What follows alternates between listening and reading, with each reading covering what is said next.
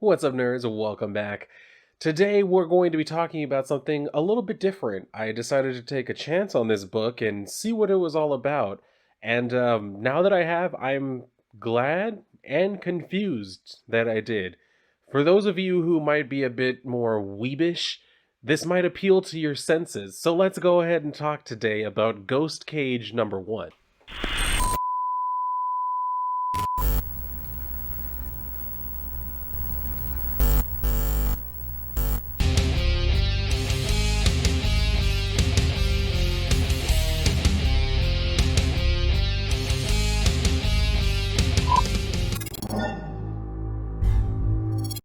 Now, as I mentioned, this book was a little bit different than stuff I normally read. But then again, I didn't really know much of what to expect coming into this because it's from one of the co-writers is Nick Dragotta, and he also did the art. And if you know him, he did the book East of West. I've never actually read East of West. I've thought about it a couple times, but I've never actually gotten into it. So if you've read that book, feel free to let me know your thoughts down below and if I should read it. But yeah, I didn't really know what to expect going into this. The premise sounded interesting when I read a quick little summary of it, and then when I saw the cover, I was like, okay, it looks weird but interesting. I'll check it out. And then I got into it, and it was how do I describe this? You know what? I'm not going to try to describe it. Let's just jump right into the story, and you will see exactly what I mean as soon as we get into this book. So let's just go ahead and start up into it. So first page we're getting here, as you can immediately see, this is why I was saying it's for those that are a bit more weebish, because as you can tell, this is very much a manga type of style that we're going for here, and who knows, it just might end up working to the best of effect. I don't know. So we start out here, title page, and it says, "Power's out. We pay our electric bill for this? How will I charge my phone? Ohm Tower's got power." So yes, we can see there's a city here, and as you can tell from the conversation that's being had, it's all blacked out, and the only thing that has power is apparently Ohm Tower. And we're going to find out a little bit more about Ohm Tower in just a second. We go on to the next page. It says, "Rise and shine." As we can see, mostly just black. But if you can probably already kind of tell this is like an eyeball or whatever that this is a close up on. And then we go on to the next one. It says, so again, we're getting, just this very like weird type of, style, but I'm assuming this is much more common to like manga. I don't read very much manga at all, really, pretty much none. So I don't really know how common this type of, setup for pages would be for manga, but just from what I have seen of it, this kind of seems very much indicative of that style. Here's this man saying, "Everything working, kiddo?" And then he starts kind of like, tapping on what would be, I guess the eyeball, but for us is the screen, I guess is how we'll describe it. But anyway, he tells him, "Call me father." And he says, "I may just be a hologram, but you're oh so real. In fact, you and the missile you're housed in are about to launch, or be born, as history will write it." He calls him Sam and says, "Birthplace, Earth." Truth be told, I can't stand this godforsaken place or its humans. But there's plenty of blood to squeeze from this stone yet. Humans have needs. I commoditize them. Thus, your birthday, albeit a bit premature. Let me tell you Ohm's truth. To the public, Ohm is a technological miracle, a heaven-scraping monument of seemingly limitless consumer-grade electricity. I balance the scales of supply and demand, regular service and unplanned outage, passive obedience and public uprising. It's a virtuous circle because conflict is profit. And so we can see where he's looking at this. I don't know if this is just a projection of Ohm Tower, but basically you can see the different levels where there's nuclear, wind, gas, hydro, and coal. And we're going to be exploring a little bit of that in this particular first issue. But he says, "And in that conflict, Ohm's energies coalesced, taking the form of this profoundly expensive stack of caged nightmares. Ah, here you come now. I'm sending you in, baby boy, even if you're still in beta." So we can see the little like helicopter bringing in the missile that's carrying Sam. And so it says, "Because some terrorist just freed a few of the nightmares. The disruption has sparked massive blackouts. Truly corporate espionage at its most brazen. Only you can deal with this nuisance and claim your rightful place atop Ohm." So we see here on the screen where there's this helmeted figure who will come into play here later on in the book, but basically this is the person who caused this, outage that's going on or whatever, the disruption as he described it. So it says, "You're the next phase, my evolution of energy. Today you'll prove it to the world. The people's thirst for energy is undying, Sam. I bore the fruit. Can you produce the juice? In time, you will learn the source of your power. Energy cannot be created or destroyed, only changed. You are that change. Don't fail." So we get this very detailed close up on his face. And then we cut back over to the helicopter that's carrying the rocket that is also carrying Sam as it's getting closer and closer to Ohm Tower. So we see here where it is coming up to Ohm Tower itself. And you can tell just from the immense size of Ohm Tower how much it completely dwarfs the size of this helicopter carrying the rocket and shit. But anyway, we get to the part where it finally releases the payload and it's, speeding on its way down to the tower. And then it finally makes, again, like I said, because this tower is so damn huge, even the explosion on it where he enters, you just see a little boom. Like it just seems so inconsequential compared to the rest of the tower. On the next page, we get this screaming face. And at first when I was reading this, I didn't know which character that was, but now I'm fairly certain I know who it was. And we'll see who it is in just a few minutes.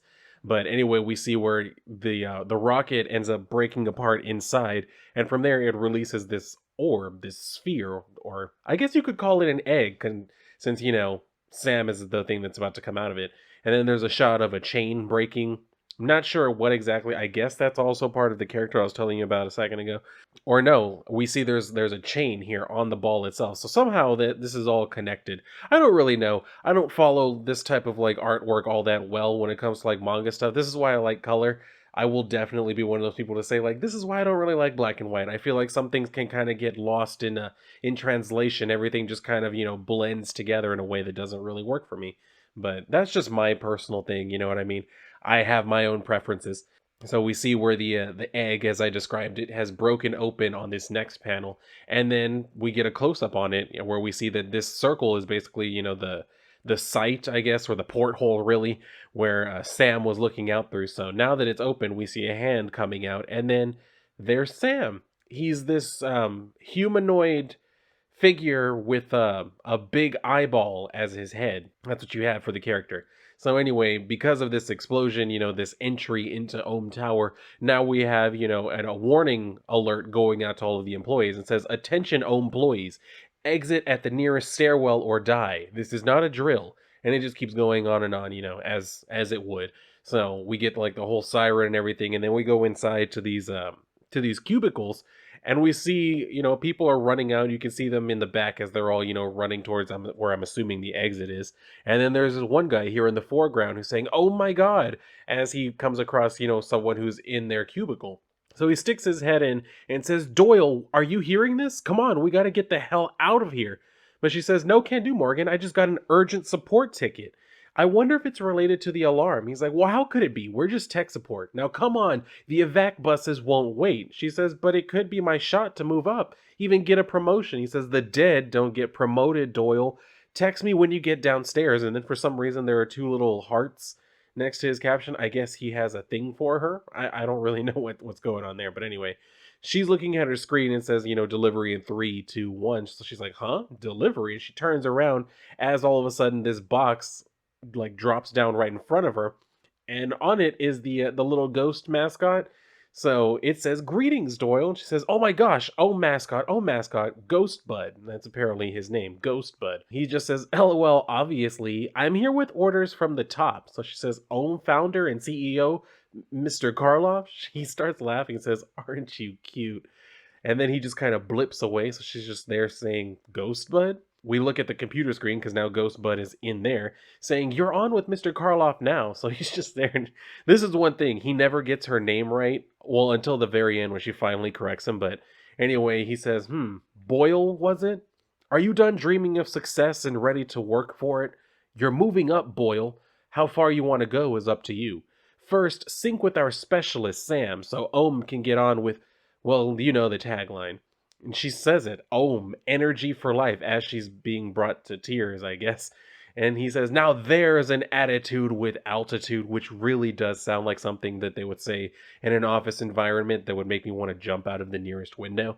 she says that she won't let him down, and then she starts pulling on her jacket or whatever. And that's when Ghostbud comes out and says, "Alrighty, Doyleinator, let's get you suited up." So he puts the little like computer monitor thing on her back and shit.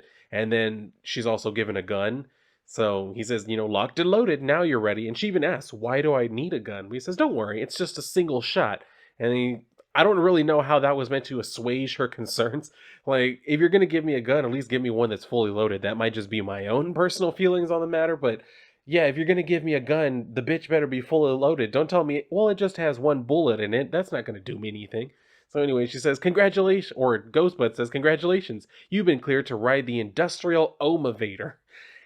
Ugh, all of the puns with Ohm are starting to get to me now that I'm reading through this again. Anyway, she goes over to the Omovator and then says, "I didn't know it was still operational. Wasn't it only used during the tower's construction?" And then she says, "Could I be the first associate support strategist to ever set foot in it?" And Ghostbud says, "Why, Doyle, you're a regular Ohm Taku. Love the growth mindset. No wonder why you were chosen." She says, "Well, wait, is that why I was chosen for this ticket?" And then he doesn't answer, so she's just like, "Ghostbud?" As the doors close, and then we now go over to Sam, who is making his way through the tower and shit. And he's just kind of walking around. He stops because he sees this little bird on the ground, and he hears it make a sound as he's looking at it, and then it kind of like, jolts itself upright and starts tweeting, and then flies away as it continues to tweet. And then it's if you don't know, basically what we're about to see is this is basically the analogy for the canary in the coal mine. You'll see exactly what I mean in just a second. But anyway, he follows the canary, and he keeps making his way through this cave. He stumbles across this little like pathway and shit, and then again we get a shot of the canary as he's looking, and then he sees this figure down there, which is actually pretty big as it's coughing. It keeps coughing, and then it starts to, stand up as it continues to cough, and then its mouth starts to open as it's like cracking and shit. And then we just get, Sam is looking at this thing, kind of observing what's going on. We get another shot of the canary. Pretty much proceeds to fully stand all the way up as it, like I said, continues to cough. And then it finally takes notice of Sam and starts to turn around as he, readies himself for whatever is about to happen.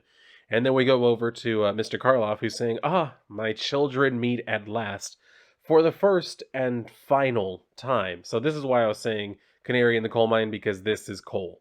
So what you're going to find out here is that basically every level is, it's like you saw on the tower. There was coal, hydro, wind, nuclear. Everyone is basically like a boss or whatever, and each of them, it has like an embodiment of it. So this is coal. And yeah, as you can see, it's a monolithic, figure. Very, very, very huge. So that's going to be the thing. And quite honestly, this reminds me a little bit of like well, I don't know if there is a more current anime. There probably is, but like the ones that I actually am familiar with that I grew up watching was like Yu Yu Hakusho, when he's in the tower and he has to go through like each of the levels fighting different, like he said, bosses. So this kind of reminded me a little bit of that. Kind of took me back to my own childhood.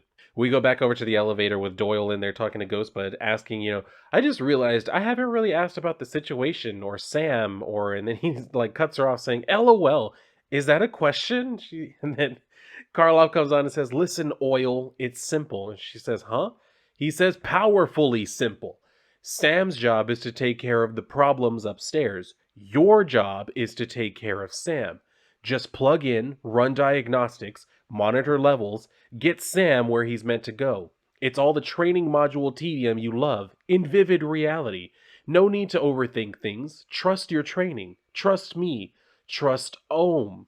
We go back over to Sam, who is now, running headlong into Cole and is ready for the fight. Karloff is saying, "This is your big break," as we see Cole continues to cough, and then Sam does this thing where all of his fingers just kind of like stretch out as he kind of leaps forward. So Karloff is telling Doyle, "You want that promotion? You want to climb the ladder? Welcome to level 1. So the doors open and she kind of beholds this monstrous sight as she sees, Sam leaping towards Cole's mouth. And that's exactly what he does. He leaps into his mouth. So she's just kind of standing there and says, "What the hell?" Karloff is saying, "Don't just stand there, Coil. Fear kills growth." So Ghostbud is saying, "Bet on your blind obedience." Which, yeah, I guess that's about all you can do in this situation. You're already here. You don't really have control over the elevator thing, so you might as well just go ahead and get in there. Like I said, we get a close up on Cole's mouth as Sam like jumps in there. And then he closes his mouth as Karloff says, "Are you seeing this, Doyle? Is that moxie or stupidity?" So he's just looking very intently at the screen. And then he says, "Looks weak," as you can start to see something's kind of going wrong with Cole on his face. We go on to the next panel where all of a sudden he's like starting to burst from the inside and shit. As Karloff is saying, "Wait, Sam's working Cole from the inside. An ungodly intra-intestinal rope-a-dope." Yeah, that's exactly what he was doing because we start to see fists and hands start, coming out of the inside of Cole. So Karloff is saying, "Now get in there. Make sure Sam's appetite stays within its limits. Too much heat and he's liable to crack." She just says, "Fuck this," and she tries to like get away to go back to the elevator, trying to open the doors and shit. And he's asking her like, "What are you running away from?" as we see Cole completely explode. So he tells her, "Millions of years of death, condensed, strip mined, and burned to power lung hardening energy for life. You're here to usher in energy's true future, and it's standing right in front of you." He tells her again, like, "Do your job." And then she kind of stops and finally asks, "What is my job?" And she turns around and sees Sam there as he's basically like ingesting all of these bones and shit. And she's just like, "Huh?" So yeah, we get a close up on that as we see basically this was the essence of Cole that Sam just, absorbed and shit. She says, "Sam is a child.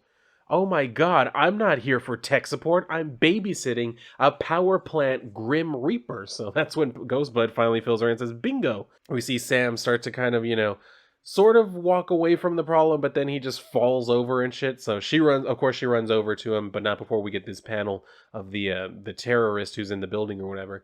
So she runs over and says, "Hang in there, Sam. I'm Doyle from tech support. I'm here to help." So she's just saying, "Let's get you plugged into, the little monitor or whatever so she can figure out what's going on." So she says, "This must go here." And she says, "It fits. CPU booting up." So it says mortoplasm level 31% and rising. What the hell is mortoplasm? Top systems uneven. That might explain your collapse. Let's put on the balance charge option. So she's like, "Oh, that did it. You're already," and he's starting to stand back up already. So she says, "Great job," or Ghostbud says, "Great job, Doyle. Let's go to level 2." As we see, Sam is just making his way back to the elevator. So she says, "What, me? I mean, all I did was plug in and flip a switch." So Ghostbud just says, "Yeah, isn't that what you do in tech?" She's like, "Well, I mean, there's more to it than that. I get called into some tense situations. I mean, I thought I was a goner just now, but it's always worth it when I can help someone who really needs it." And then again, we see where the terrorist or the invader or whoever is in the back just kind of watching everything. And then we get another close up on him. Or her. It could be either one. So she says, "It reminds me why I love this job." Now we go over to Karloff, who's sighing, saying, "What was that? Are you even trying? That was sloppy. Far from next gen. Maybe there's a flaw in your system? You're supposed to prove your worth. My worth. And it only grows if you're that next evolution of energy. You're my charge, battery boy. I poured my life's ambition into you. Do you know what that's called? An investment, Sam, and I've never made a bad one in my life. It's time to ROI or die, and the only way to do that is to harness your own energy, the power you've inherited from me. I designed you to be a hunter, Sam. Do you understand what that means? They don't eat you, you eat them." That basically kind of fills it in just about as well as I could sum it up myself. Anyway, he says, "Are you listening, you dumb little son of a..." And then she cuts off the volume and shit. She turns around and tells him, because yeah, as you can tell from the height difference, Sam is just a kid. She says, "Sam, I'm not sure you're grasping this. What he's trying to say is, you have a purpose. I think we all do. That's why we're working hard, right? To move up." So Ghostbud is saying, just keep him online. We're not paying for pep talks. Last thing we need is the kid having an existential crisis. The doors start to open and they see water spilling out. And if you remember, like I said, the second level is hydro. So she says, "Wait, don't tell me hydropower." So they open finally and she says, level two's entire floor is a turbine? Was coal generating heat below to create steam up here? Either way, you cooled that off. So yeah, the water's just kind of there. She says, "Still water, tread carefully.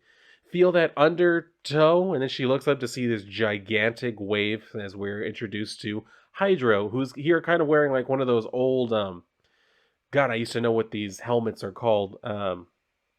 There's a specific term for it, and it's not coming to mind, but whatever. And then also wearing, the stripes, kind of like an old school type of like sailor diver type of thing. So anyway, it says, still water, cesspool, perish the thought. My power flows pure. Now bow before the wellspring of life. So Doyle grabs Sam's hand and tells him to run and shit. And then, they fall into the water. As Hydro is saying, that's it. Immerse yourself in the drink. My gift to this planet, exploited beyond recognition, contained and channeled to cultivate civilization, weaponized for passage to pillage and perpetrate war, perverted to transport your own kind like livestock, poisoned by pharmaceuticals and synthetics to house islands of garbage and propel your filter-dependent decline, all without a single drop of gratitude. It says, you think you can capture me? Command my pressure? As we see, Sam is basically already at this point sunk to the bottom. And then Hydra says, fill me with your filth and flush me away. I carved every inch of your planet. I filled your cells, your rivers, your oceans. Karloff just says, you're definitely filling our ears. Hydra says, I facilitated your planet's biological energy processes from the very first nanobe. I am the ultimate creative expression of gravity. So Karloff just says, this solvent loves speeches, Sam, but you've got an energy all your own. Hydra goes back to saying, you should be worshipping me, pouring out praise. Your dependence on me is too deep to ever fully fathom. Doyle is trying to call out to Sam as she's also drowning. And then Hydro comes directly into contact with Sam, saying, behold the terrible beauty of our inescapable bond. Karloff is yelling out, change the tide, Sam, as we get this nice shot of the moon. So Hydro says, succumb to the source of life. And then this is where, Sam is reminded when Karloff said, they don't eat you, you eat them. Sam kind of comes across it as Hydro saying, let it leave you breathless. So we see where it looks like Sam is starting to be, his eye is being sucked up and you can see a little face in there.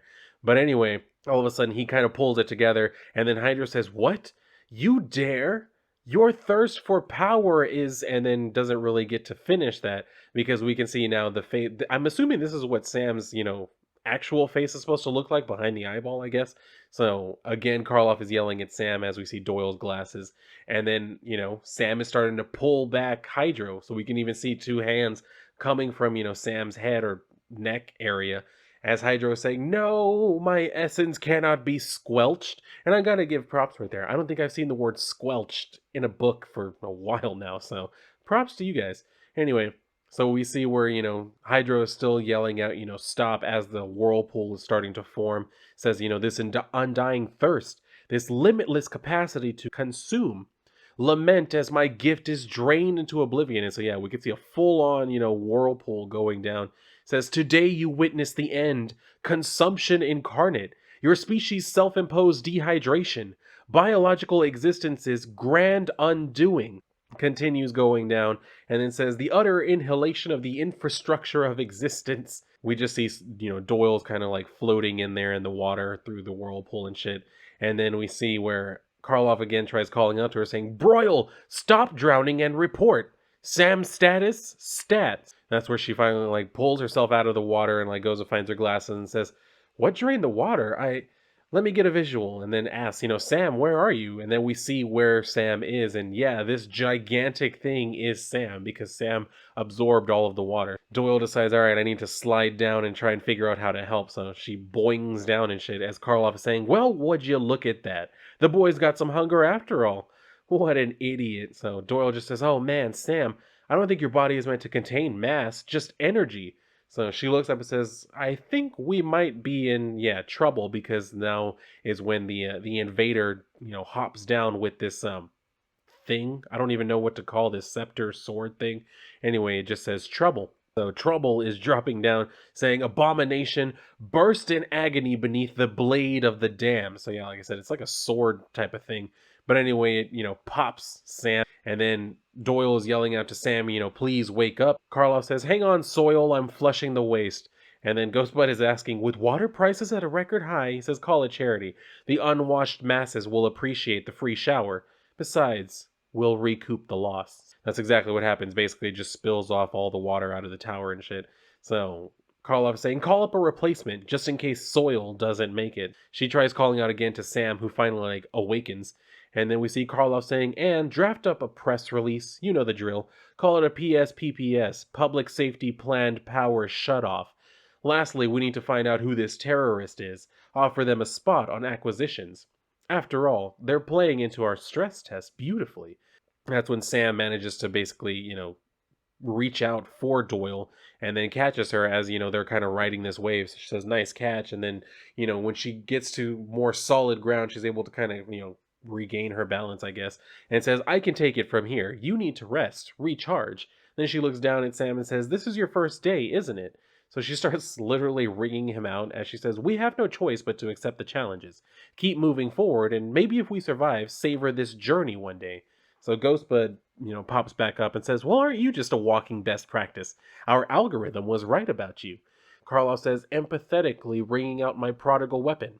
Incredible, Foil. She says, oh yeah? Put it in my performance review, mascot. And Mr. Karloff, it's Doyle, so. That kind of amuses him as he says, that's the spirit, kid. So she just says, they really just threw us into the deep end, huh, Sam? I'd say we're exceeding expectations. They asked us to climb.